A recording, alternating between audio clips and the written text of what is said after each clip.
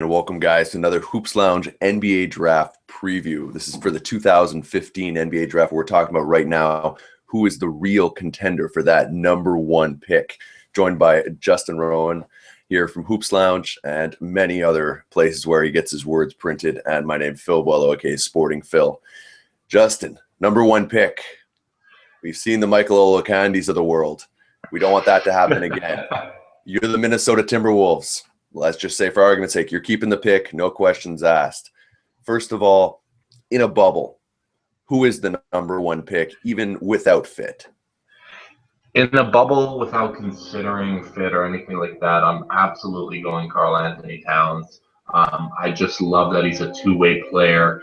He's got the same, not exactly the same offensive upside as Okafor, but he's got considerable offensive upside. He's got some touch on the jump shot, and he can play defense. I just think he can impact the game in multiple ways, and for that reason, I put him at number one.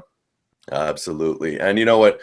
While his low post game may not be comparable to Okafor, he does have the ability to stretch the floor much, much better. And he actually hits his free throws. I'm going to agree with you there because I think in the NBA, size does matter. The guy can play the 4 or the 5. But we have to look at some of these other guys and give him a little bit of due justice. So you had mentioned Okafor. If you had to argue him for the number one pick, where would you start this argument?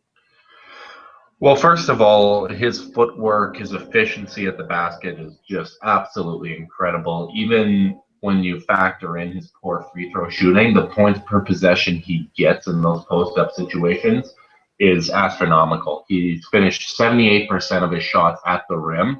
And when I look at him defensively, I mean, he blocks shots, but it just seems to be a willpower thing. I don't think there's anything physically that's stopping him from becoming a great defender, but he doesn't seem to have that same desire. So if you're a coach, you might argue, okay, here's a guy that's completely polished offensively. He's dominant. He's got great size physically, and I just need to get to him to bring out that defensive beast. So that's where I'd start my argument with Okafor. Absolutely. Things that hurt me a bit about him, I do agree with you. Like, I think having a legit NBA skill, like your ability to score down low at that high of a level with those huge hands is massive. But I have my questions about his free throw shooting and his ability to step out more than that. Now, I think he's, in terms of talent and size, and he's a very intelligent guy, coachable guy, he's there. But would you agree with me that he'd be a bit more of a fit number one pick than a just consensus? I mean, it's debatable. Coaches always go for, or GMs always go for upside in the draft. If he puts it together defensively, if he becomes, let's say, not a great defender, but a good defender, there's a very good chance that he's the best player in this draft. I think he's that dominant offensively, and he's someone that when he gets the ball in the post, while he might not be able to stretch things out, he's really good at finding those guys. So you can play kind of like Dwight Howard in Orlando, one guy in, 4 guys out, and play inside-outside basketball, which creating penetration is the key to getting good looks from free. So I think he's someone that can do that. Absolutely. He's one of those guys that has the size, intelligence, and it could work out. But let's skip on to our next guy.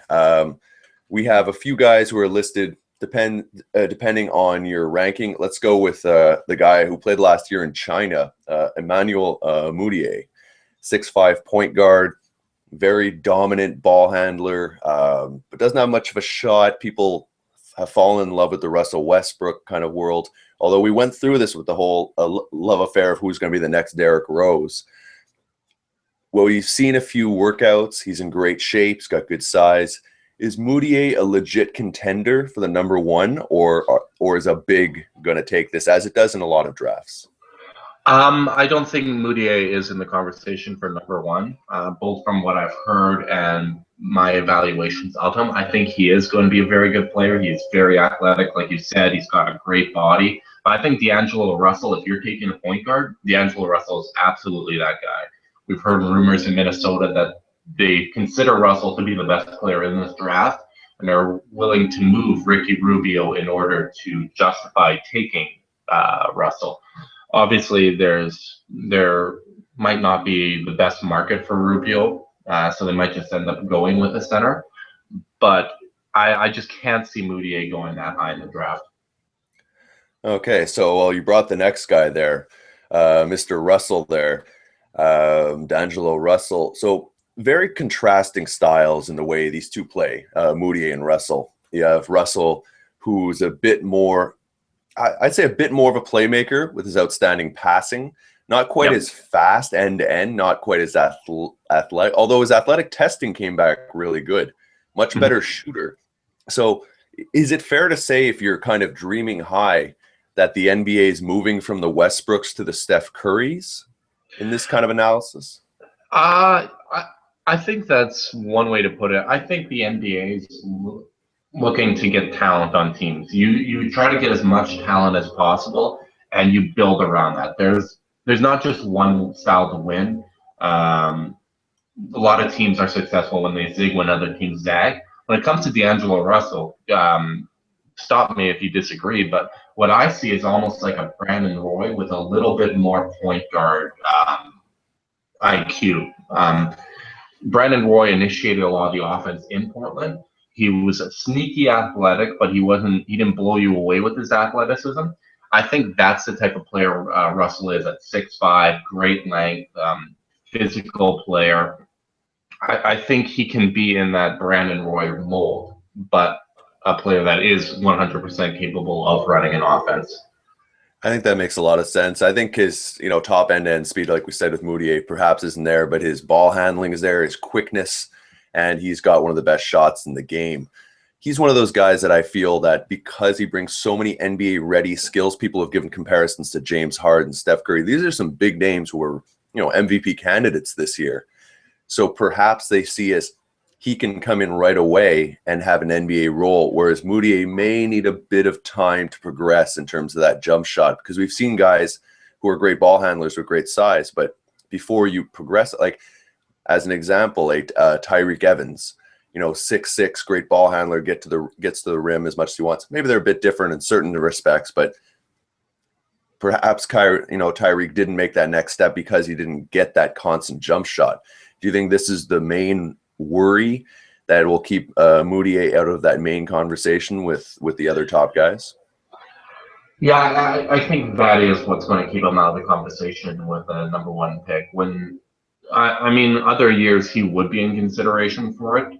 Certainly 2 years ago, he probably would be a lock at that point. You even heard Marcus Smart back in the day kind of get that kind of talk.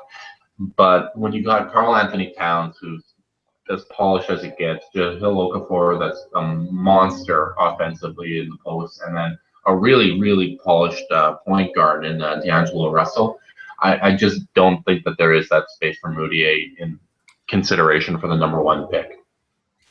All right. Well, the last guy of the top five that we want to list, Kristaps Porzingis of Latvia.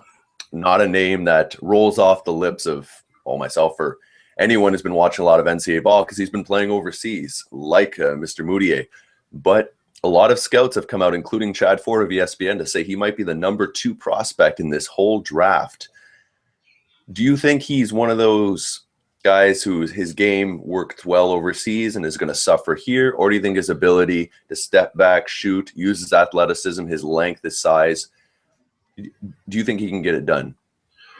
I think he can get it done. I think he does have the necessary athleticism. I think we're seeing that international scouting is getting better and better. There aren't the Darko Milicic happening anymore.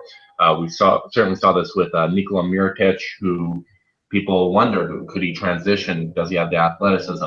Porzingis is way more athletic than Mirotic is, and Mirotic had a very, very successful rookie season, runner-up for Rookie of the Year. I think he does have that high-end potential from everything I've seen. You watch his Draft Express videos and stuff like that. This is a guy that can come into the NBA and make an impact right away. Again, I don't think that he is in consideration for number 1 overall, only because there are so many players ahead of him that look like a sure thing. And I don't think anybody would want to expose themselves to that kind of risk, especially when you have Minnesota's draft history. But I do think that he could be one of those guys that ends up being one of the best players in this draft. Absolutely. And the Minnesota draft history is kind of funny considering it's Flip Saunders, and you never know what happens there. Okay, just to wrap up this top five. So essentially, we've said that pretty consensus Karl-Anthony Towns will be number one, we're saying? Yeah, I'd agree. Yeah, exactly, just because of everything we've mentioned. Now, as a random question, just to end, out of all these guys we've mentioned, perhaps you could have a dark horse. In 6-7 years, who's the best player? 6-7 years, I'm going to go with Okafor. There's just something about him. I think he's likely going to go number 2 to the Lakers. I think they're going to be able to develop him. They're going to put talent around him. Obviously, they have a great history of developing centers. I believe in the kid. You don't get recruited by Krzyzewski if you don't have some basketball IQ, and those Duke players really do end up working out. So if somebody can get to him, if he gets in the right situation, which I think the Lakers would be, I think he could end up being that dominant center that makes a huge impact in the NBA, similar to a DeMarcus Cousins. Well, that's an interesting last point because if he's not the number one, is that not the point of drafting, right? Like we do not project in that point. And 2, he does kind of go with that fit system then, because as you said, if it's the Lakers particularly, it's a good system. They'll surround him, but maybe something else, maybe it works a little worse. But this is why we play the game. The NBA draft is always a tough one to muster. We see every year a bunch of picks that we thought were great before the draft, and a year later we're scratching our heads, how did this guy not develop? So we want to know what you guys think. Please leave comments below. If you want to contact either one of us on our Twitter handles, I'll leave that in the description, and we'll catch you guys next time in the lounge.